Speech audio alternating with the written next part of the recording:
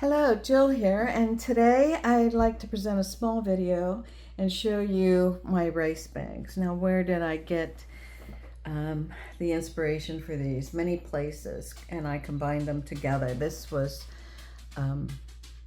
at Corinne over at, I'll have to put the link to her video down in the description box below because can't remember the name of her channel. Buried Treasures, something Treasures. To Be Loved Treasures by Corinne. Okay, she was making rice bowls, rice bags, Japanese rice bags, and I just loved how hers turned out. Now, I also love, there's a Coast and Cloth on Instagram, and she does these little small projects of flowers and vases, and I thought, wouldn't those be cute on the 4 panels? So this is my little rice bag here. A little bit of lace, a little bit of stitching, and then of course it all comes together. Let me show you the bottom. I can't stitch the bottom. It gives a little more stability and shape. Now, I did slow stitch all of this except for the construction. And you can, if you watch Corinne's video, she did slow stitch the outside of her seams here. So she has a little cute rough edge here. I wanted mine inside the bag, so I did not do that, and I did use my sewing machine to assemble it.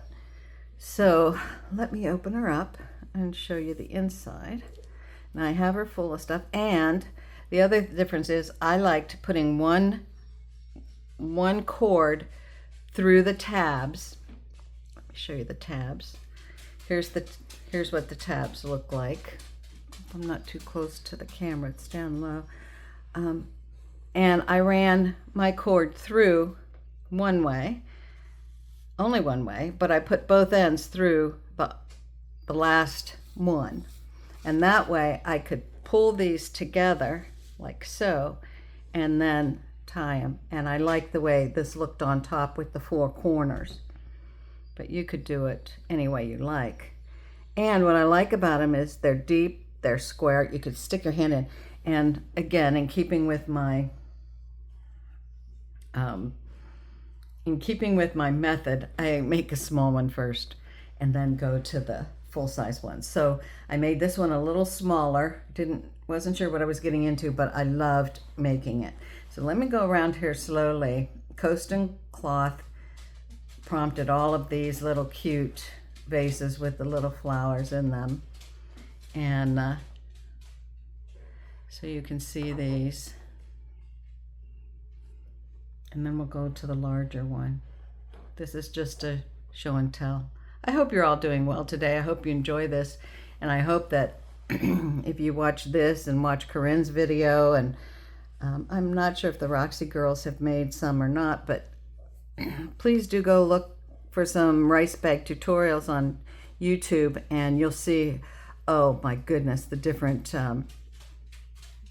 styles, the different patterns of materials they use in fabric. It's just so inspiring. You can't help but pick up something and start making with it. And they're lined on the inside. I guess I didn't really show you that, but they are all lined on the inside. So it looks like that. Let me show you the larger one. This is my Wonky Birds. Now, Wonky Birds, I pieced together. I'll go around quickly and then we will look at them separately. Okay. And I canvas stitched the bottom using a nice soft neutral color, and then a little bit of blue just to add a little bit of color. So cute. Came out good. I'm getting better stitching. I used to sew when I was many years ago, and I haven't stitched for a long time. So the slow stitching, I have to tell you, I just love it. It's very mindful, thoughtful, it's very relaxing, and you just kind of zone out and do your thing. So here's my wonky bird number 1. You can see she has boots, because anybody who knows me knows I'm crazy for boots and shoes. She has her little eyelashes. If you look at her little, can you see her eyelashes there? I'll show you, they'll show up on the other ones somewhat better. But they all have their little eyelashes. Here's my little fishy one. And I went out to Google and I Googled wonky birds, and then I just traced one from my screen and then created little patterns for these pieces here, cut them out, and then stitched them on, slow stitched them on. And the little eyelashes, which you can't see too well in that one either, but they're coming. This had a little fish on here. The eyelashes are actually fake eyelashes from Target. I had some and I thought, what if I used those? And so I stitched them on, but then I trimmed them down so they weren't as long. Okay, here's my next wonky bird. I thought they were cute. A little bit of gray, and I used a little bit of the blue thread. I left these ends all kind of straggly and frayed, and then I came down here and I just stitched some lines. I wanted her walking on something, so I put some texture fabrics and things there and then stitched those down. Now you should be able to see her little eyelashes. There they are. My husband thought I was crazy. I think he's right, but I loved it. Now I'm trying to decide if I want to come back and do seed stitching, but I kind of like the plain look. I kind of like I don't want anything take away from the little birds and add too much. So that's the problem I have with stitching. I don't know when to stop.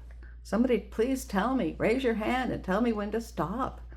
And this is my little bluebird. My bluebird I just love. I put boots, of course, shoestrings, and then I did this little flower, and again the eyelashes, and I just thought it came out so cute. So for the tabs in this one, I used some ticking, which is really heavy, which is kind of a good idea because these do take the tabs take some wear and tear because you're pulling that string through there all the time. So if you can see in there, I'm so not organized, but I have a bunch of my threads in there. And again, the top is big enough that you can put your hand in there.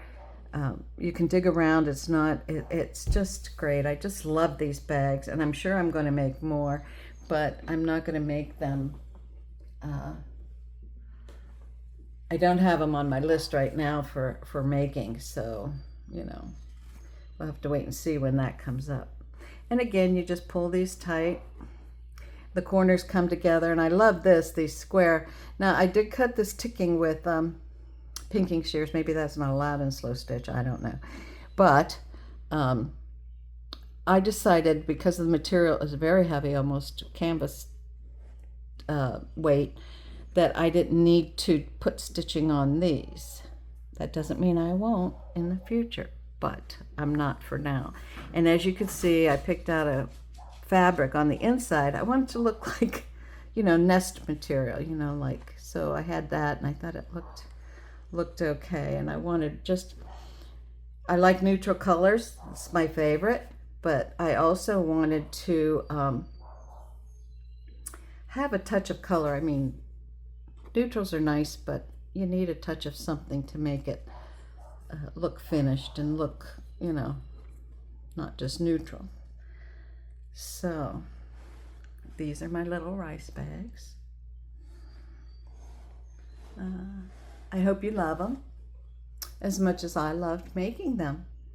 And that's my video for today. Have a great day. Reach out and watch at those videos I suggested and see what you can do. Make a rice bag today. Until the next time.